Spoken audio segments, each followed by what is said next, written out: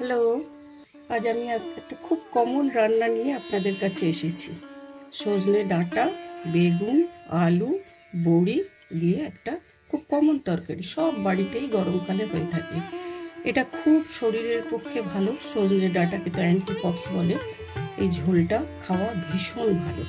এটা দিয়ে একটা পাতলা ঝোল বানাবো, আদা বাটা, জিরে গুঁড়ো, ধনে গুঁড়ো আর কাঁচা লঙ্কা দিয়ে। আর সঙ্গে যদি কাঁচা পোস্ত থাকে তাহলে তো আর বলারই কিছু নেই। তো আসুন আমি এবার রান্নাটি করে দেখাই।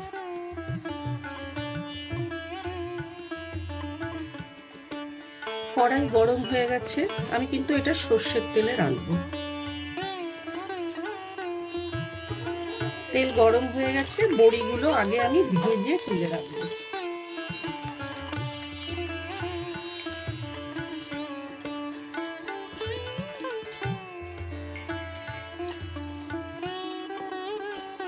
বড়িগুলো লাল লাল করে ভাজা হয়ে গেছে, এবার আমি তুলে নেব।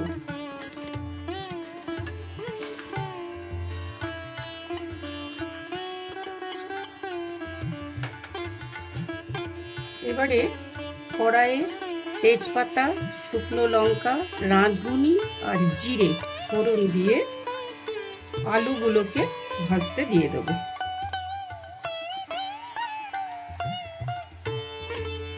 এবার আলুগুলোকে দিয়ে দিলাম।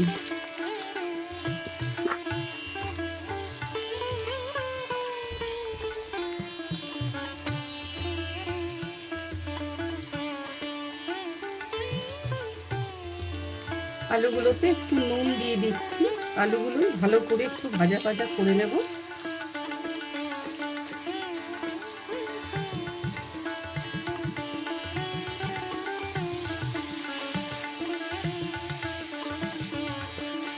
আলুগুলো দিয়ে একটু ভালো করে ভাজা ভাজা হয়ে যাবে, সেই সময় আমি ডাঁটা আর বেগুনটা দিয়ে দেবো। আলুগুলো বেশ ভাজা ভাজা হয়ে গেছে, এর মধ্যে আমি বেগুনটা দিয়ে দেবো। বেগুনটা দিয়ে একটু নাড়াচাড়া করব।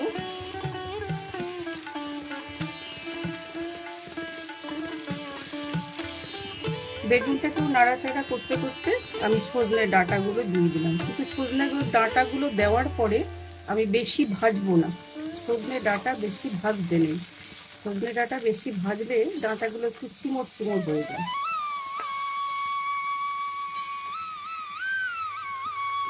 এখন আমি একটু আদা বাটা দিলাম, সঙ্গে দিলাম 4-5টা কাঁচা চেরা লঙ্কা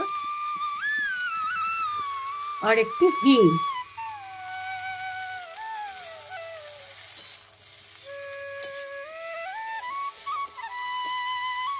আদাটা দিয়ে একটু ভেজে নেব, যাতে আদার কাঁচা গন্ধটা চলে যায়।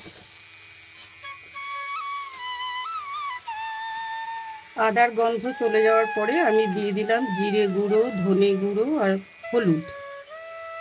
আমি এখানে লঙ্কা গুঁড়ো বা কাশ্মীরি লঙ্কার গুঁড়ো কোনো কিছুই ব্যবহার করব না। কাঁচা লঙ্কা, আদা বাটা আর জিরে গুঁড়ো, ধনে গুঁড়ো আর হলুদ, এই দিয়ে এই তরকারি পাতলা ঝোলটা হবে। খুব বেশি ঝোল রাখবো না, তবে অতি অবশ্যই এই তরকারিতে একটু মিষ্টি দেবেন। নিরামিষ তরকারি তো, এতে একটু মিষ্টি দিলে ভালো লাগে।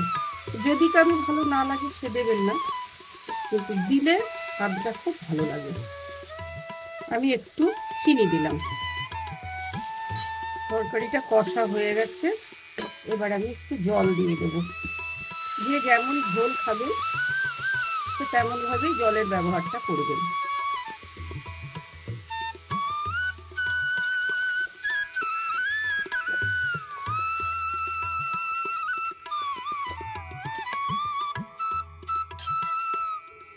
এবার একটু ঢাকা দিয়ে দিচ্ছি, ফুটে উঠলে তখন বড়িগুলো দিয়ে দেবো।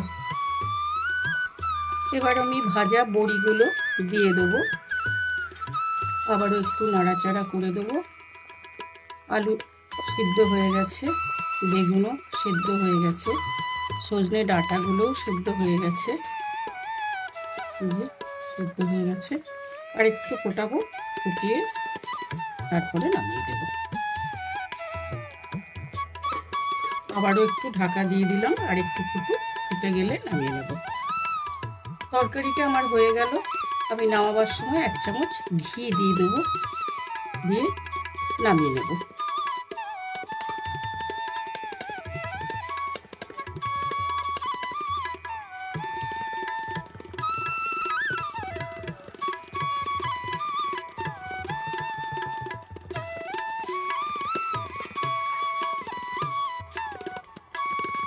এবার আমি গ্যাসটাকে বন্ধ করে দিচ্ছি, গরম গরম পরিবেশন করব। যদি আমার এই রান্নাটি আপনাদের ভালো লেগে থাকে তাহলে সাবস্ক্রাইব করে আমার পাশে থাকবেন, আর পাশে থাকা বেল আইকনটিকেও প্রেস করে দেবেন। ধন্যবাদ আমার এই ভিডিওটিকে দেখার জন্য।